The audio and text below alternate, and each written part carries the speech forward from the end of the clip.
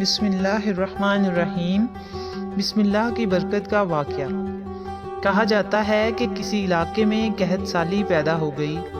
اس قحط سالی کی لپیٹ میں نہ صرف انسان بلکہ چرند پرند سب اس کا شکار ہو گئے۔ مویشی مالکان بے حد پریشان تھے کہ اس دوران ایک مسجد کے مولوی نے جمعہ کے خطبے میں نہایت یقین کے ساتھ یہ بات بتائی کہ اللہ کا نام لے کر یعنی بسم اللہ پڑھ کر دریا کو حکم دیا جائے تو وہ بھی نافرمانی نہیں کرتا۔ خطبہ سننے والوں میں ایک چرواہا بھی موجود تھا۔ مولوی کی یہ بات اس کے دل میں اتر گئی اور اس بات پر اس کا یقین کامل ہو گیا۔ اس نے واپس آ کر اپنی بکریاں کھولیں اور سیدھا دریا پر چلا گیا۔ اونچی آواز سے بسم اللہ الرحمن الرحیم پڑھا اور دریا کو کہا کہ وہ اپنی بکریاں چروانے کے لیے دوسرے پار لے جانا چاہتا ہے اور اسے کہا کہ مجھے اپنے اوپر سے گزرنے دے۔ یہ کہہ کر اس نے اپنی بکریوں کو لیا اور دریا پر چلتا ہوا دریا پار کر گیا۔ دریا کی دوسری طرف کا علاقہ گھاس سے بھرا پڑا ہوا تھا۔ درختوں کے پتے بھی سلامت تھے کیونکہ کسی کو یہاں تک آنے کی رسائی نہیں تھی۔ اس نے خوب اچھی طرح اپنی بکریوں کو سیر کروایا اور واپس لوٹ آیا۔ پھر اس کا یہ معمول بن گیا کہ وہ بکریوں کو پار چھوڑ کر واپس آ جاتا اور شام کو جا کر بکریاں واپس لے آتا۔ اس کی بکریوں کا وزن دگنا چگنا ہو گیا۔ لوگ چونک گئے اور اس سے پوچھا کہ وہ اپنی بکریوں کو کیا کھلاتا ہے۔ وہ سیدھا سادہ اور صاف دل نوجوان تھا۔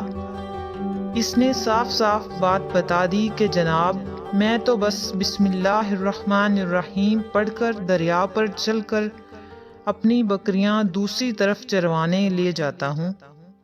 یہ بات سب نے سنی مگر کسی نے اس چرواہے کی بات پر یقین نہیں کیا کیونکہ یہ ناقابل یقین بات تھی۔ مگر بات ہوتے ہوتے مولوی صاحب کے پاس پہنچ گئی۔ مولوی صاحب نے اسے چرواہے کو بلایا اور سارا ماجرا پوچھا۔ اس چرواہے نے مولوی صاحب کو ہی حوالہ بنا لیا کہ مولوی صاحب میں تو آپ کا شکریہ ادا کرنے والا تھا۔ آپ نے جمعے کے خطبے میں جو نسخہ بتایا تھا کہ بسم اللہ کہہ کر دریا کو بھی حکم دو تو وہ بھی انکار نہیں کرتا، تو میں تو بس آپ کے نسخے پر ہی عمل کر رہا ہوں۔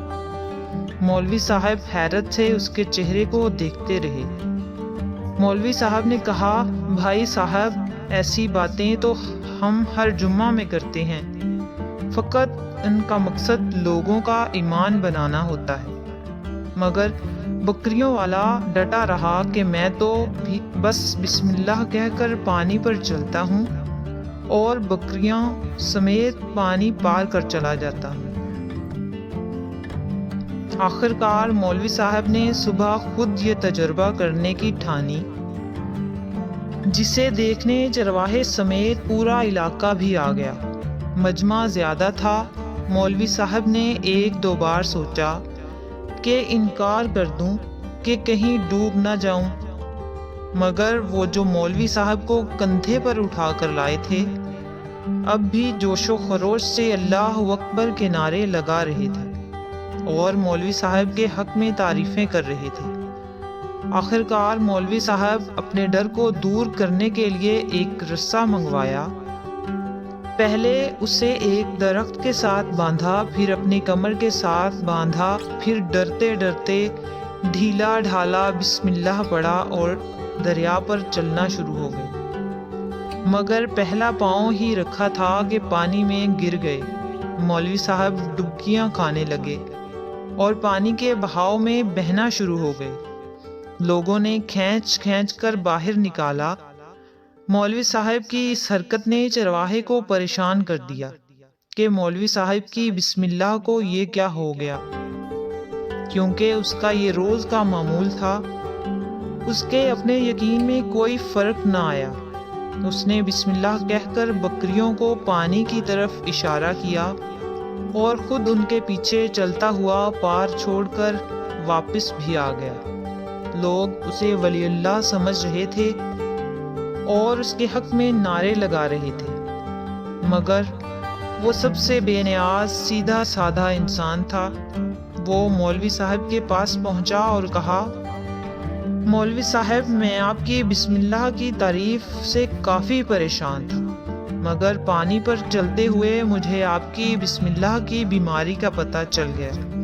اس چرواہے نے درخت سے بندھی رسی کی طرف اشارہ کیا اور کہا، مولوی صاحب، یہ ہے آپ کی بسم اللہ کی بیماری۔